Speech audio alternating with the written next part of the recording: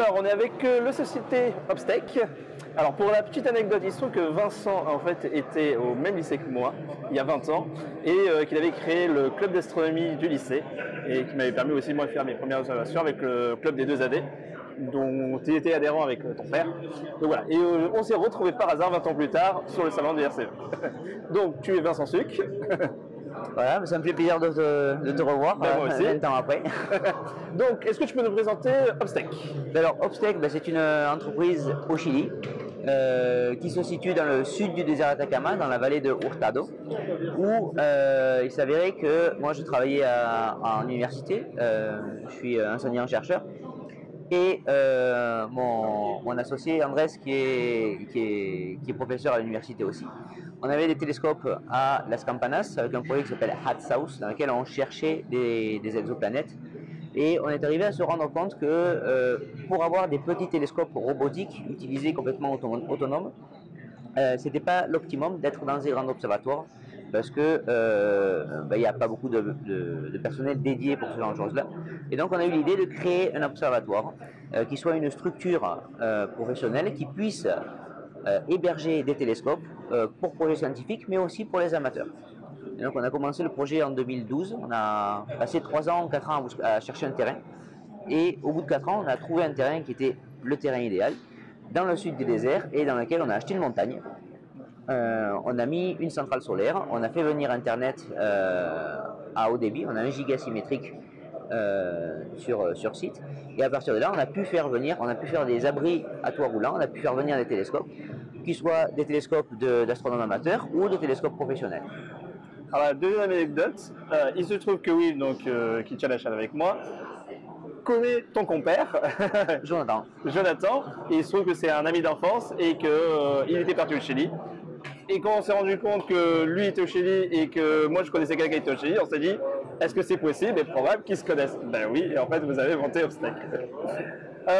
Donc du coup, comment ça se passe? J'ai un télescope, est-ce que je dois acheter un télescope, je l'envoie au Chili et vous l'installez, ou je vous commande un télescope, ou vous pouvez le faire pour moi? Voilà, comment se passe le processus? Après, avant de commencer le projet, on va discuter avec le client, voir qu'est-ce qu'il veut d'abord, quel type de télescope il cherche, qu'est-ce qu'il va chercher à faire, ou s'il a déjà un instrument. Après, il l'envoie jusque chez nous, ou on peut le faire venir directement depuis le constructeur. On le reçoit, en arrivée au Chili, il y a tout un service, il faut faire passer des douanes, il faut payer des impôts sur le matériel qui est arrivé, et une fois qu'on reçoit l'instrument, on peut soit l'installer nous, soit aider le client qui vient et qui voyage pour l'installer, pour aussi profiter du site et voir un petit peu les installations et voir comment c'est vraiment sur site. Évidemment. Actuellement, il y a combien de télescopes et vous pourriez en avoir combien dans les années à venir? En ce moment, on a 11 abris roulants dans lesquels il y a 85 télescopes. On a des réservations jusqu'à 120 télescopes d'ici mars. Et on pense, on ne sait pas vraiment, mais on pense arriver à 200 télescopes d'ici peu d'années. Okay. Et en type de télescope, qu'est-ce qu'il y a en termes de marque, en termes de formule, Newton, lunettes, voilà? On a de tous les types de télescopes. On a des lunettes, on a des Newton, on a des Ritchie Chrétien, on a des CDK. Il y a des marques qu'on voit plus souvent, parce que pour des observations robotiques, en général, on va prendre plutôt du haut de gamme, des marques qui peuvent avoir des encodeurs absolus, qui ont de très bonnes erreurs périodiques, qui sont très robustes, parce que c'est des instruments qui vont être installés et qui vont observer 300 nuits par an. Ce que ça qui veut dire, c'est que le ciel chilien est un des, alors peut-être pas des meilleurs, mais en tout cas où énormément de télescopes sont installés, et c'est surtout qu'il y a, voilà, comme tu dis, plus de 300 nuits exploitables, voilà. Chose qui normalement en Europe on a peut-être à être 20, 30, 40 nuits, peut-être à des spots bien particuliers. Voilà, et c'est aussi pour ça que le Chili a développé aussi toute une industrie, en tout cas, c'est pas même du tourisme, c'est de l'astronomie tourisme, on pourrait presque dire, à distance, oui. Qui ne peut vraiment pas exister ailleurs. Voilà, c'est le gros avantage. Au Chili, on a sur notre site, on a entre 310 et 330 nuits dégagées par an, et qui sont complètement dégagées, vraiment de moments observables. Donc on est arrivé à faire pas mal de statistiques sur les années depuis qu'on est installé, et on a vraiment des conditions idéales pendant plus de 300 nuits par an. Alors comment ça se passe? J'ai un télescope, je viens vous voir, on signe ensemble, c'est installé. Comment je gère ça à distance? À distance, une fois qu'on installe le télescope, le télescope il a son petit ordinateur de contrôle avec lequel on peut connecter la caméra, contrôler la caméra et contrôler la monture. Et l'idée c'est d'utiliser un programme qui sert de chef d'orchestre en quelque sorte à tout ce que doit faire le télescope. Donc on va programmer, enfin on va donner une liste d'actions à faire à ce programme qui va dire, ben voilà, c'est l'heure du coucher du soleil, le toit est en train de s'ouvrir, donc une fois que le toit est ouvert, ben, on va commencer à faire les calibrations, on va prendre des images du ciel, des flats pour avoir les images de calibration de la caméra, et puis on sait que quand il fait bien nuit, ben, on peut aller observer le premier objet. Je veux observer par exemple la nébuleuse d'Orion, hop, le télescope il va sur la nébuleuse d'Orion pendant 2 heures, il aligne la caméra de guidage tout seul, et il continue à faire ses observations tout seul. Ok. Jusqu'au matin.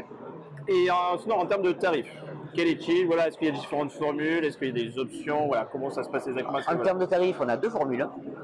Initialement, on n'avait qu'une seule formule parce que quand on recevait un télescope, on avait des pieds qui étaient prédéfinis dans le toit roulant.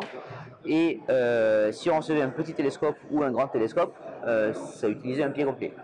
Donc on ne pouvait pas faire vraiment de tarifs différenciés. Mais depuis 2 ans, on a reçu plus de 35 télescopes. Donc on peut maintenant arriver, on a un flux qui est suffisant pour arriver à différencier des télescopes de plus grand diamètre de télescopes de plus petit diamètre. Ce n'est pas vraiment le diamètre directement qu'on mesure, mais le rayon d'action autour du pied.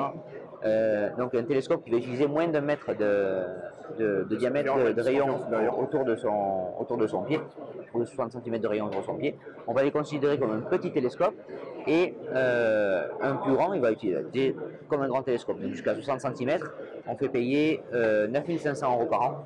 D'accord, ok. Et si c'est un petit instrument, on peut maintenant arriver à baisser les prix jusqu'à 6 000 € par an. Ok, d'accord. Très bien, très bien. Bon, ben, je te remercie. En tout cas, ça a été un plaisir de te croiser par hasard, et qu'en plus de ça, par ami interposé, ben voilà, on a pu se retrouver. Ben, je te souhaite en tout cas bonne chance pour cette aventure. Okay, parce il y a 20 ans, tu pratiquais l'astronomie, aujourd'hui tu es au Chili et tu proposes un service autour de l'astronomie. En tout cas, c'est plutôt génial. En plus, disponible pour les amateurs professionnels et aussi, enfin, pour les professionnels et les amateurs. Donc en tout cas, merci beaucoup et super projet. Merci à toi. Merci. Bonne soirée. Merci.